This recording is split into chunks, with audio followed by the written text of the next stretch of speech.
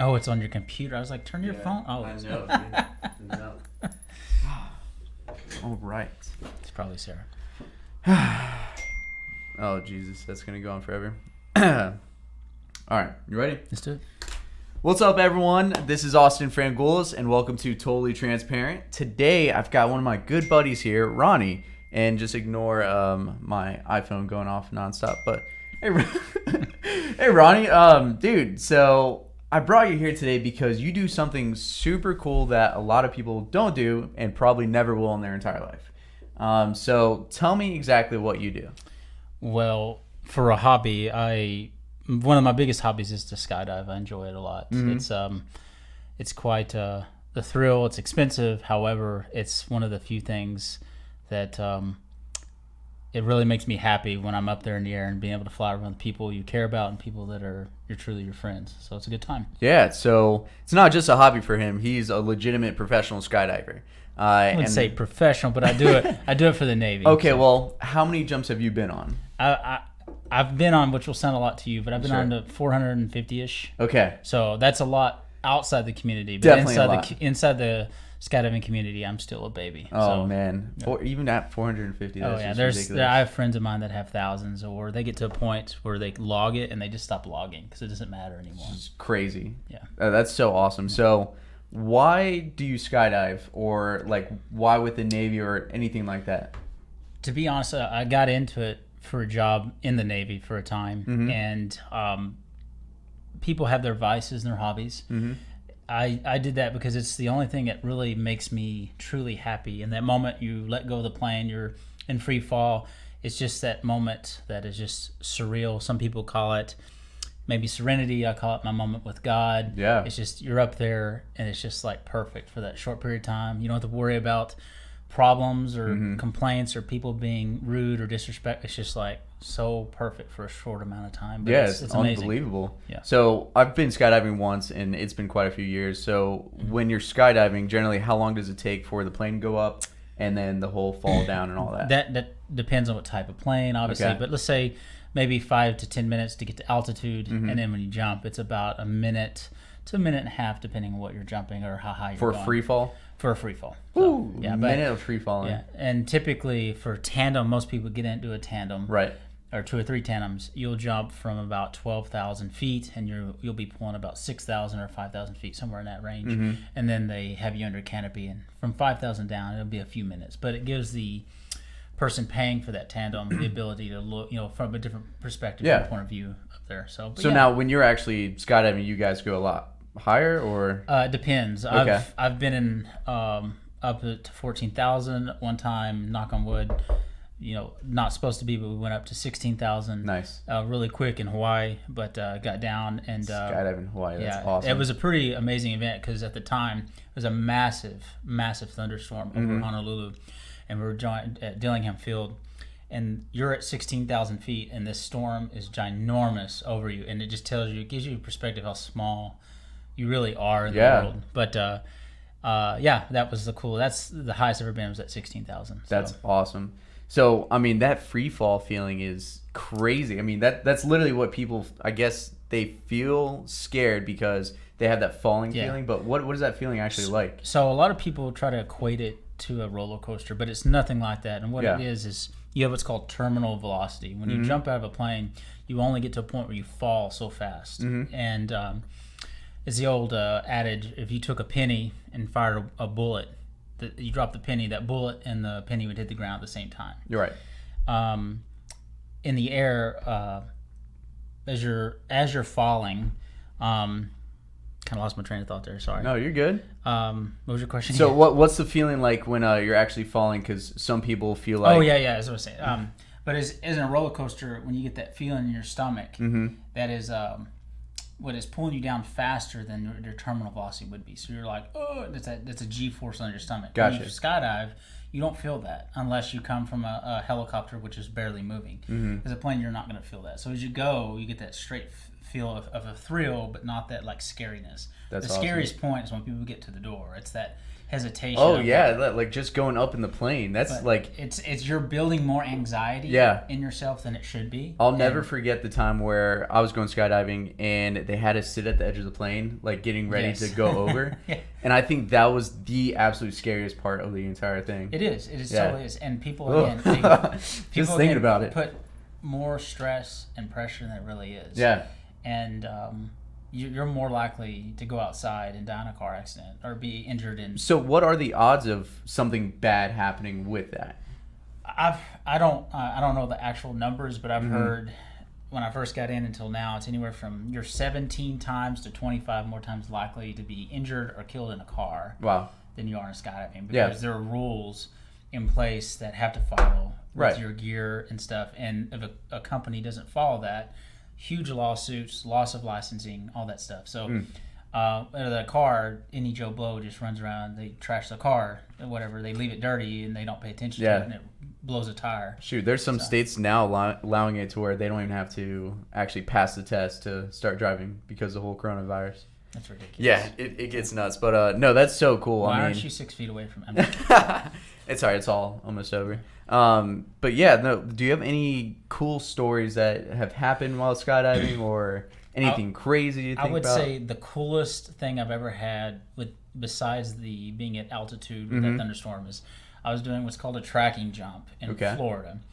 And we looked around, and skydivers hope when they can see the DZ, if there's a little hole in the clouds, you can see it, we'll go. If not, it sucks because you can't technically send people unless you're very familiar with the area. We get out and jump, and we're doing a tracking jump, and there's this massive hole right here, and there's like 9 of us that went out on this jump. Everyone went for that hole, and I looked to the right, and there's a little hole about the size of about a house.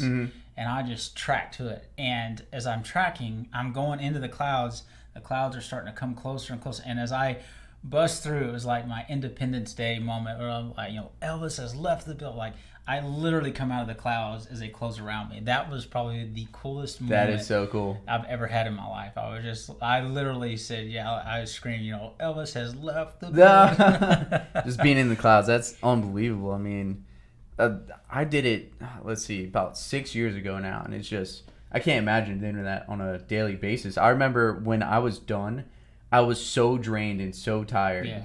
Just so tired. So, and then I don't know how people do it multiple times a day, or you get used to it just like anything. It's almost like a muscle memory where you first do that when you go through a basic schoolhouse. You jump that high and low, you go home and crash. You're just exhausted. But most people would do it for fun or for a living, get used to that, and it's just routine. And you get paid to do it. You can also get very complacent with stuff. You're like, I got this, whatever. I got the door, and you don't pay attention, and that's where people get hurt. And then in skydiving, you think you know it all by the time you hit 50 to about that 125, 130 jumps, and that's about the time when, as a young, arrogant skydiver, both men and women, you get hurt. You're gonna do a toggle turn low and then bam, bounce off the ground or something. Like, you don't realize that in sports you get hurt. You lead the guy in football the wrong way. He gets his head knocked off. He can cover up. He can recover himself. But in this sport, you screw up, it could be life. Or I have friends that are partially paralyzed, and a friend of mine broke both his femurs because he downsized in rig and thought he could do what's called swooping a lot quicker, and just he's lucky to be alive. And he has a limp. He'll have a limp for the rest of his life. That's 28 crazy. And it's just kind of being careless. Oh, he was so good at the sport. He was so good at it, and he just, I'm arrogant now. I can do this. I can do that better than you. And guys that had 1,000 jumps say, hey, you need to slow down, and then just literally bounced off. I have pictures on my phone where he has a double compound femur fracture here, and his vertebrae crushed. And the fact that he can walk, that's unbelievable. Yeah, and he broke his completely broke his hip. And 2 right here had major surgeries. And he walks with a cane now for the rest of his life. Now, do you guys have different parachutes than a normal tandem, or? Yeah, a tandem is typically anywhere from like 370 square feet or above. It's huge. It's made to carry. It's 2 almost people. Like military style rigs where it's made to carry a sailor or a soldier or an infantryman with lots of gear so they can get down. So your normal civilian skydiving jumps, mine's 190 square foot. Wow. And it depends on your weight to ratio. So like if you're 190 pounds and you're 100 and let's say... Don't be telling people my weight, man. No, right? it's probably more than that with the virus, right? That's what it is, yeah. That's funny. Wearing all this baggy clothes. Yeah, it's the shoes. It's the shoes, yeah. No, but you have to have what's called a 1-to-1 ratio. Like if you weigh X number of weight and your canopy is that 190 square feet, if you're 190 pounds with the weight of your parachute, all your clothes and everything, that would be a 1-to-1. Gotcha. Most people, as they get better in the sport, can go up, can downsize, but they stay the same weight. So like I'm 225, I jump a 190. I'm comfortable with that. But if I drop down to a 170, the ground would be a lot quicker. Yeah, and it's a different any feel. Toggle movement, any riser input, any even a harness input can dictate that parachute in a dramatic way. And crazy. Yeah, and it's for me 190 seems tiny, but I've seen people jump 150s, 130s. There's a guy in Hawaii, he weighs like maybe 120 pounds and he jumps like I think like a 70 or 90. It's like a trash bag. What? Yeah, and he's a cameraman. Is that just to go fast or? Yeah, it's super fast. I mean, it works for him. But if he jumped to 190, it would take him forever to get down because he wouldn't put the weight ratio in. Right, it makes sense. Yeah. Now, what's the difference between like actually skydiving and iFly? You've heard of iFly, right? I have indoor skydiving. I've heard of iFly.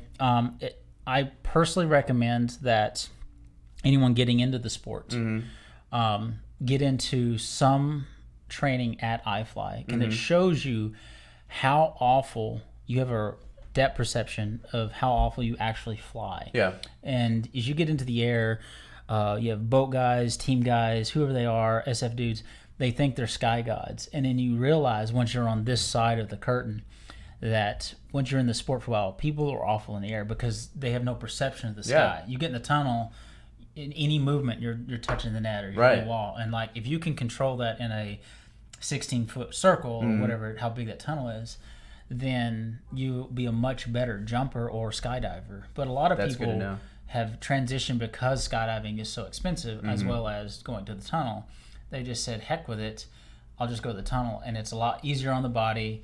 And some of these people are phenomenal in their ability to manipulate their body and fly in such a small space with multiple people, head down, flips and everything. It's quite phenomenal. That is super cool. So. Now, you were telling me earlier how if you reach out forward, you go backwards. Yeah, everything in the air is opposite. So crazy. If I push on the ground with my legs to go forward, I go forward. But in the air, if I push with my legs like that, you'll track forward. But if I reach to grab like a door or grab you in the air, I'm going to go backwards because the wind hits you and pushes you that way. So a lot of new or younger skydivers don't realize when they jump, they're not falling correctly belly. And this, again, getting to the tunnel, they have their feet up on their rear end, and it'll make them backslide. And a lot of injuries and negative effects in the air cause that because you have experienced skydivers who will go out and then don't know the new guy who just went out. He wants to go by himself as the first jumper. He's been backsliding the whole time, and then they're pulling lower, and then they wind up colliding into each other. Oh, man. Yeah. Oh, my gosh. Yeah, I wouldn't want any of that to happen. That'd be so scary. It's super scary, and within a second, I mean, I've made that mistake myself. I've seen two jumpers, what's called burble, basically one crawl underneath another one, and it caught my attention, and within a millisecond, I was already on top of a buddy of mine. And I hit him, and I was so sorry. You know, we make those mistakes, but you have to be vigilant. Right. You have to keep your head on a swivel because you never know. It's that one person, again, that caught my attention for a millisecond, and he was already on me. Yeah. And it can be dangerous, but as long as you respect the sport, keep your head on a swivel, it's the best thing in the world. Like I enjoy it more than like dating. Because I don't have to worry about like, did you text me? Did you call me?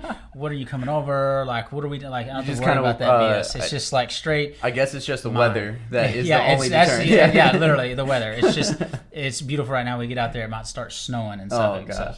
But that's the biggest downfall in this part of the United States is the weather, and the wind can pick up. The mecca of jumping would probably be Arizona, where it's hot, it's miserable, but you consistently get to jump when you want to. Not as much wind, I guess. Yeah, I mean, you jump earlier. Wind can pick up in the afternoon, but Skydive Arizona, some of the craziest jumps, and a lot of filming is done there for movies. Also Paris, California. And then the other place is DeLand, Florida. God, those are the places. That's so cool. So what's a couple places you've actually gone? You've mentioned Florida and Hawaii already. Yeah, I've jumped in Pensacola, Florida. Shout out to those guys at Skydive, Pensacola. They're amazing. Yeah, they're awesome. So it's be a fun place. It was Skydive Panama City, SPC. Yeah. So, but there I've jumped in Dillingham and Hawaii. Probably the best view is there in Hawaii. I'm sure. I can imagine just looking down in Hawaii. Paris is California. It's okay. It's kind of cool because they have a whole setup. They have a restaurant, a pool, all this stuff. But it's in the valley. It's real desert looking. San Diego. That's sweet. Let's see here. That'd be cool. I'm trying to think where else. Here, and yeah, that's the only places I've really jumped outside I can think of. Still pretty awesome though. Yeah. So would it be possible if I can go skydiving with you guys? I can definitely reach out, but we'd love to. We can get you out there, get you on a tandem. That would be so awesome. Yeah, I say we make it happen. I think we should, and maybe I can get some lift tickets. And by the way, if you want to go out to Skydive Suffolk right there. Talk to Ross Phillips. Those guys can hook you up out there and get you a tandem. Especially right now with a lot of the coronavirus going on, just go out there and do it. Like, go out and experience something. You never know what the future holds for us, so go out there and enjoy it and have a great time. Well, it's definitely been a couple years for me, but I think it's time to go back. So I say we go ahead and go make that happen. Absolutely, let's do it. All right. Awesome. Cool. I love it, Ronnie.